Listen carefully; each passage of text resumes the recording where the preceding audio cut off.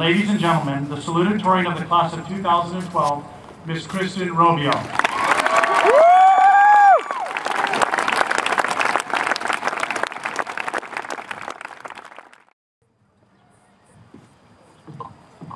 Hi.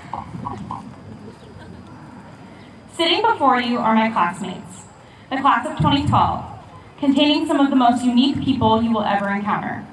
We have self-proclaimed musicians, phenomenal artists, future entrepreneurs, successful athletes, computer masterminds, outstanding playwrights, the list goes on.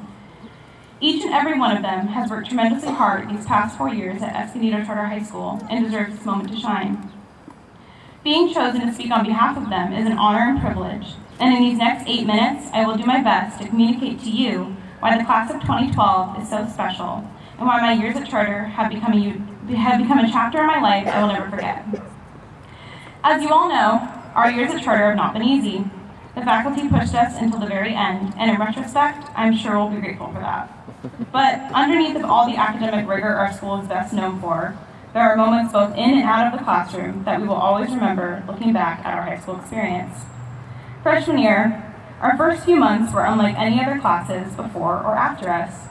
As first-year students, we experienced the lovely musical talents of Simone Awahina and her father, and were given the opportunity to listen to a very informative hour-long lecture on Charter's very own solar panels. We were finally beginning to understand just how quirky Charter truly is, and gradually began to grasp how the culture filtered back directly into academics.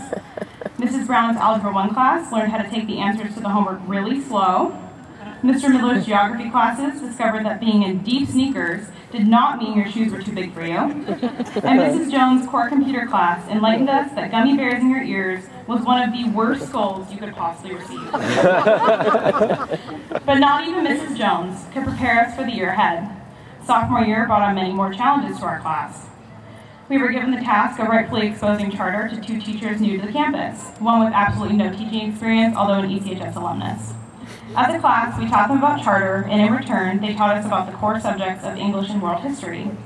Our diversity and talents played to the interests of both of these teachers, and thus allowed them to eventually become 2 of our closest and most cherished faculty members on campus. In our English class with Miss Welch, we stood on tables, learning what it truly meant to be alive, began understanding the true significance behind a well-developed paragraph, and learned the correct way to carry out the fist pump. Mr. Proden's world history class enlightened us on who our true friends were during the Alliance game, when we would strategize outside of class on how to properly take down an opposing country, just for the sake of saying we won. Our first exposure to the veteran teachers on campus also contributed to a large part of what made our sophomore year so significant.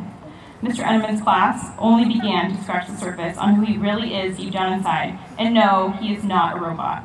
Mr. Torres' unbearable trick quizzes that would only serve as a source of humiliation to those who didn't have their unit circle memorized. And Mr. Pansiegi's HTML coding and Dreamweaver processing is definitely something I won't forget. As underclassmen going into our junior year, we had thought we had finally figured this school out, but we hadn't even come close. With SATs and ACTs to take, along with a big push to begin researching what we wanted to do with our lives after high school, it was a lot to wrap our minds around. But following suit with years past, our class once again managed to make time for the fun necessary to keep us relatively sane.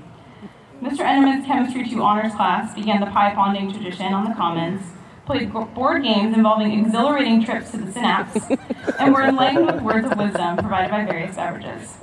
Mrs. Soul's AP English class learned that playing with yarn, cards, and catchphrase can be an eye-opening experience. And Mr. Smith gave us insight that his U.S. history course is not a carnival. After getting through by far the hardest year of high school, we had finally made it, senior year.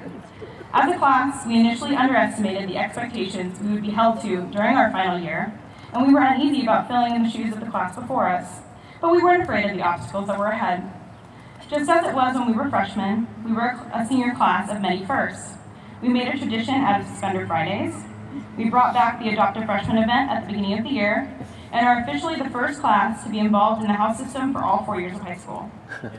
In addition, the class of 2012 contains the second generation of the new and improved academic motivators, courtesy of the Honors Physics class. We persevered through some of the toughest classes on campus, all the while still maintaining a lighthearted and positive attitude, Honors Physics and AP Literature successfully introduced charter to Ms. Stella B., the mysterious spelling teacher in the ILT building. Ms. Welch adopted a lunch group almost entirely seniors, which later became the victorious Connor Finney's during air bands in May. Mr. Waterhouse officially proclaimed Blake as a tree, and Mr. Cronin taught his students to act normal. In AP Calculus, the stick-ism was born. And in AP Literature, the meanings of words such as water, leaf, and police took on entirely new meanings. And what a lovely way to end our senior year with yet another engaging assembly, the performance given by the Palomar Orchestra. Through the fun times we've had and our ability to uphold the values and traditions of charter culture, I believe we will be remembered as a class that used our extracurricular talents and assets to succeed as academic individuals. We found almost the perfect balance between enjoying the social aspect of high school and maintaining a positive, healthy learning environment in which we thrived. I wouldn't be standing up here today, giving this speech, if I didn't have the invaluable support of the men and women sitting next to me and some extraordinary individuals in the audience. My mom, dad, grandma, and pop-pop pushed me the hardest of anyone during my high school career, and for that reason, I am up here today. My faith in God has given me someone to look to when I face my greatest hardships and deepest struggles. My best friends, Kaylee and Aaron, have always encouraged any project or passion I decided to pursue, and your support has given me the strength I have needed to succeed. My teachers I've encountered, Mrs. Good, Mr. Torres, Mr. Key, Mr. Croden, Mr. Enderman, Mr. Roner, and several others, have always believed in my academic career, even when I didn't, and I want to deeply thank you for that. To Matt Walsh, who requested I drop his name due to the major assistance in helping me write this speech, thank you for all your positive commentary and suggestions. And finally, the 4 women I have encountered in my years of charter, who each have a quality about them that I look up to and admire: Ms. Welch, Amy Morley, Megan Ralston, and Lauren Ball. The 4 of you not only assisted me in striving to be better in my academics, but serve as an inspiration to who I desire to be as a person. Thank you all for never losing faith in my ability to succeed. Although I was given the honor to speak in front of all the families, friends, alumni, and faculty, this isn't about me. The amazing people sitting to my right are individuals that will do outstanding things with anything they set their mind to. They are passionate, determined, and motivated scholars that care about the why behind the what and always want to know more. This is a class that will not rest until they find the truth behind every question, statement, or answer they are given. To the classes beneath us, never lose the spirit of charter and carry with you the values our culture has provided beyond your high school years. Your teachers really do care about you, so respect them and their dedication to making you successful. To the class of 2012, don't let others guide your pathway in life. Trust in God and yourself, and always believe in your passions and that they are always worth pursuing. After this small insight into what we have accomplished as a class and what fun I have been able to expose to you in these past several minutes, I hope you now have a better understanding as to why my classmates mean so much to me and how special they really are. Class of 2012, I wish you good luck in all your endeavors, and may each of you continue on in life as happy, successful individuals in society. Thank you.